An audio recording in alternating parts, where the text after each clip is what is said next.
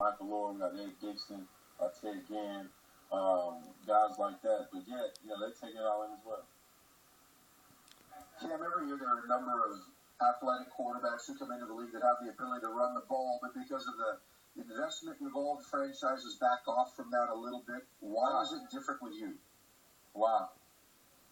They don't want them to get hurt, so they don't put them at risk. But for you, why is it different? You're more susceptible to injuries inside the pocket. You can't protect yourself. So that's the facade of a belief. At the end of the day, we're football players. You know what I'm saying? We need to be treated as such. If a person can play football, pick him. Not just because he can run the ball or throw this, that, and the third. For us, making plays, you can't coach that. So if you got a guy that's used to having that label of being a playmaker, it's easy for that person to thrive in moments. And I don't think that gets mentioned enough. Oftentimes you look for a prototypical guy, 6'5", 6'6", 6'4", or whatever. Look at a guy like Russell Wilson.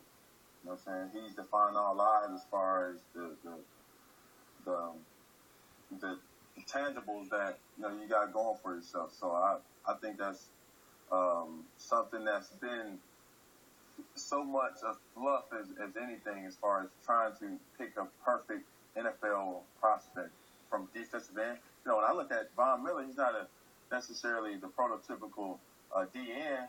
He rushes the passer like a DN, but he's labeled as linebacker. But yet he is as good as anybody that has ever done it. You know what I'm saying? So that's just one of many reasons of why playmakers should stand alone outside of the prototypical tangibles for a player.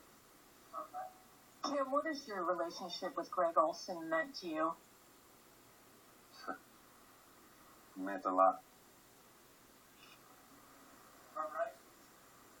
Jose Villalba from Multimedios in Mexico. Can you talk a little bit, Cam, about your receiving group matching up against Broncos defense? You guys, I think, are really, really fast. What other attributes and that can to match up against the Broncos secondary? We know what we have to do to get prepared for this game. Offensively, we know what they're doing pretty much. They have long-rangey guys that are capable of creating turnovers by either stripping the ball or intercepting it. For us, we just have to be on our P's and Q's, run precise and throw precisely in their secondary to be effective. Hey, Cam, given the excitement, as we've all sort of alluded to this week, and just how have your sleep patterns been this week? And then on Sunday night, sort of alluding to what Susie talked about, do you have any sort of routine in terms of the rest you get the night before the game? I think being on the West Coast kind of make my sleep as easier rather than being on the East Coast. I always get condemned and try to get coached up on better sleeping habits. But being on the West Coast, going to sleep at 12 or 1 o'clock is kind of the norm when regular people are supposed to go to sleep. So I don't think anything has changed. We bumped up, meetings earlier just to kind of stay on the same rhythm or the same schedule for the East Coast.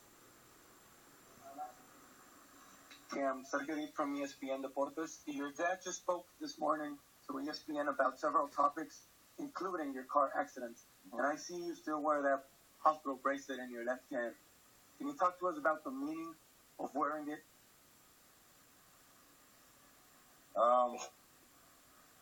I'm sorry if I'm bland, but I done been asked that question thousands of times, and to be respectful, it means a lot. Obviously, it's a life-changing moment in my life, but I'm Saki from NTV Japan. You reached the Super Bowl in your fifth season. Mm-hmm. How special is this opportunity to win your first championship? It means the world for us. And when I say us, I'm speaking on, everybody that's tagged along with this organization for so many years. We've been in this moment before, but as an organization, we have yet to win the Super Bowl. So if we win it, it means a lot to so many people.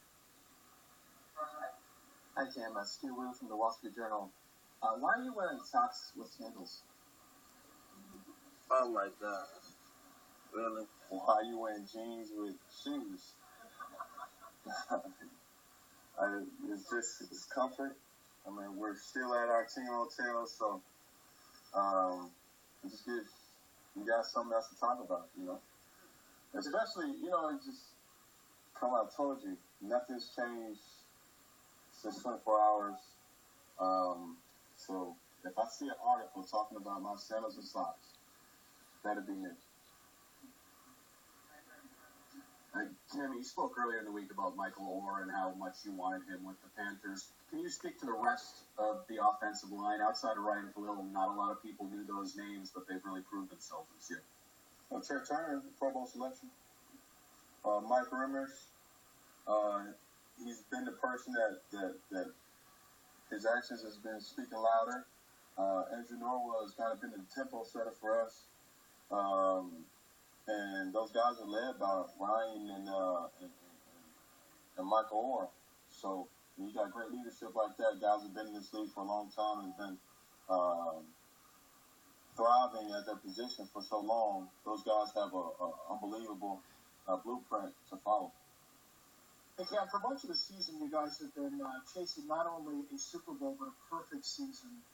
Did you guys, in hindsight, I know you never want to lose, but in hindsight, did you ever think if we've got to have one loss in us, it's much better to have gotten it out of the way early, you know, than now? I don't think you ever think about things like that when the season happens.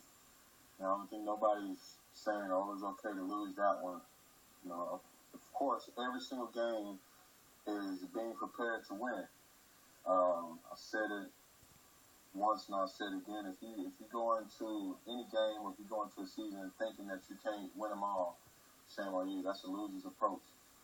You know what I'm saying? So we didn't have a game that we say, okay, we can lose one, because that would have been a pessimistic attitude towards everything. So for us, we're going into each and every game. This game is nothing different, and we have to win because it's the next game. Yeah, Cam, go back to Greg Olsen. Was there a moment or anything that where you guys felt like you had that perfect rapport or chemistry that led to what you did this year? I don't think Greg gets a lot of credit for his football awareness.